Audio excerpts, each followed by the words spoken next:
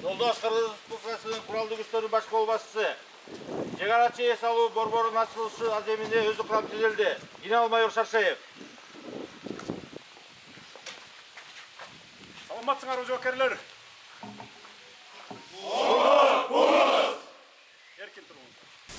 Рахмат, саламатсыздарбы, урматтуу чек-арачы жоокерлер, ардактуу офицерлер жана генералдар, кадырлуу ардагерлер жана бүгүнкү салтанаттын катышуучулары. Бүгүн биз Кыргыз Республикасынын Улуттук коопсуздук мамлекеттик комитетинин чек-ара кызматынын чек-арачы пансионаты эс алуу борборунун ачылышына күбө болуп отурабыз. Эң алды менен чек-арачыларыбызды кубанткан мындай жакшы саамалык менен баарыңыздарды чын дилимден куттуктаймын. Куралдуу күчтөрүбүздө мекен сакчысы деген түшүнүк бар. Бул сөздүн түпкү мааниси мына сиздерге чек-арачыларга тийиштүү. Себеби чек-ара кесибин аркалагандар мезгилдин ысык суугуна карабай күнү түнү күзөтүп, элибиздин бейпил жашоосу үчүн тикесинен тик туруп, мекенибизди сырткы коркунучтардан сактап келесиздер. Бул ардактуу кесип ээлерине жогорку кесипкөйлүк, мыкты даярдык, бекем эрк гана талап кылынбастан, мекенчилдик сезим, бийик адамгерчилик, ар намыска бек туруу, тайманбас жүрөк дагы талап кылынат. Мындай асыл сапаттарды алып жүргөн чек-арачы аскерлерибиз ата мекенге кымтыксыз кызмат кылуунун кепилдиги болосуздар сиздер.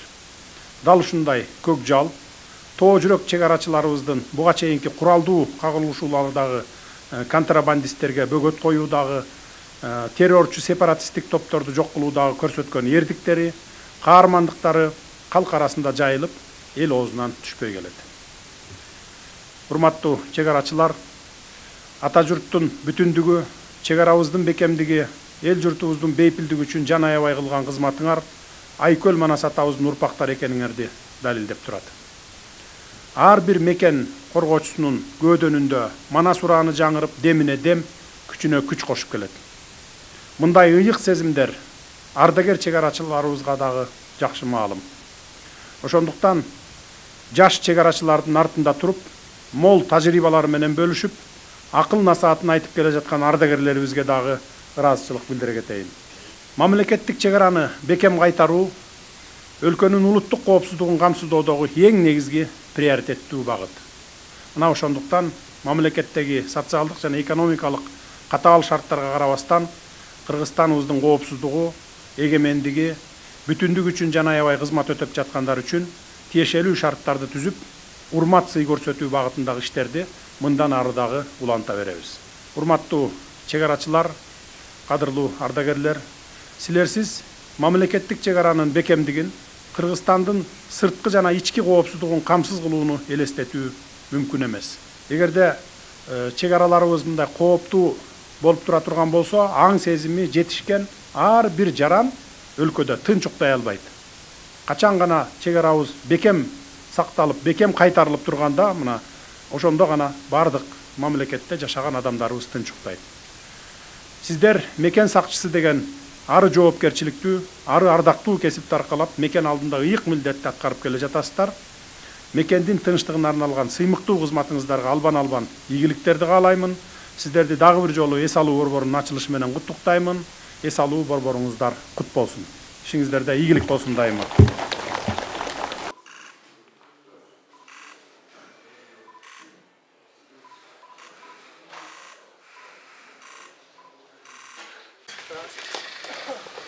Быйыл эс алдырганга жетишесиз. Уже даярбыз. Почти 1250 адам. Кыргыз Республикасынын Куралдуу күчтөр баш колбашчысы, былтыр биз алганда сиздин тапшырмаңыз менен кабыл алганбыз. Ушул зданиялардын состояниясы ушундай болчу. Анан негизинде 4 айдын ичинде болуп калды, мындай погоданы климатический условия менен коюлган тапшырмалар аткарылды. Жалпысынан экспертиза сметалык төлөмүнүн баасы 210 миллион сомго түзгөн. Строительство негизи декабрь айында башталып, азыркы күнү бүттү. Толук кандуу даярбыз. Ошондо жыйынтыгында 65 стандартный номер, 4 люкс номери, 3 полулюкс номер, 2 коттедж болду. Жалпысынан 160 адам эс алганга бир моментте мүмкүнчүлүк түзүлдү. Ошондо 3 айда канча кишини эс алдырасыңар ошондо? Ушун 3 айдын ичинде 7 күндөн эсептедик бир потокту. Ошондо 1250 киши бүгүнкү күндө даярбыз. Быйыл Анда толук барыбир болбой калат экен да, камсыз кыла албайт экенсиң. анан негизи чек арасы жайында эле эс алганга мүмкүнчүлүк болбойт да. Эмнегенде бирөө жайында, бирөө көзүндө, бирөө жазында болгондо азыркы кезде сиздин талабыңызга ылайык бул зданиянын баары кирпичный болчу, полтора кирпича. Муну базальт менен утепление болду. Жана конвекторлор койгонго пландаштырып койду. Муну эми кышында көзүндө колдонсо боло турган шарт түзсөк болот келечекте. Административный здание. Административный зданиянын бул тарабынан медицинский пункт даярдап койдук. 4 койка местага эгер Кудай сактасын бир эме болуп калса медиктерибиз даяр. Биринчи, экинчи этажда келет. Бирдей. Бул стандартный номерлер болду.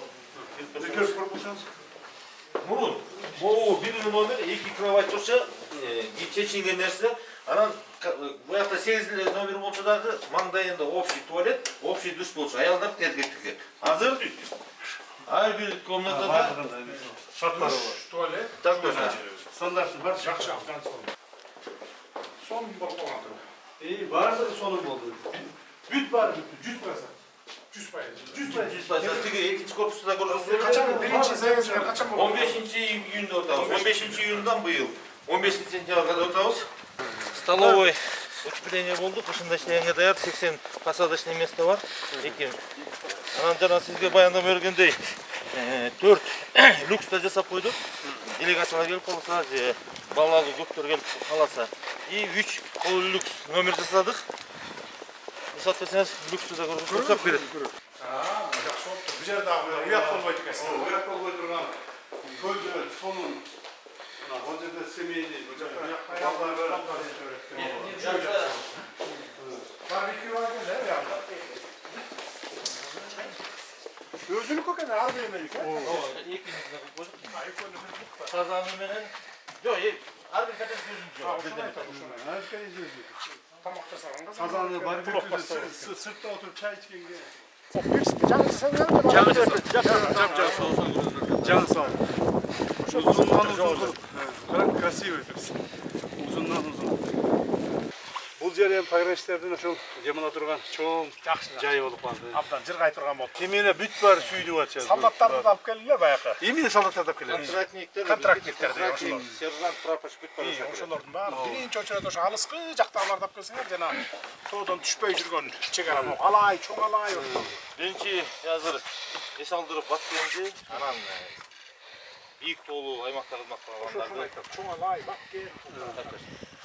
Быйыл ушу 1200 адам дем алдырып алсак, эмдиги жылы Кудай кааласа 1,5 миңден ашабыз.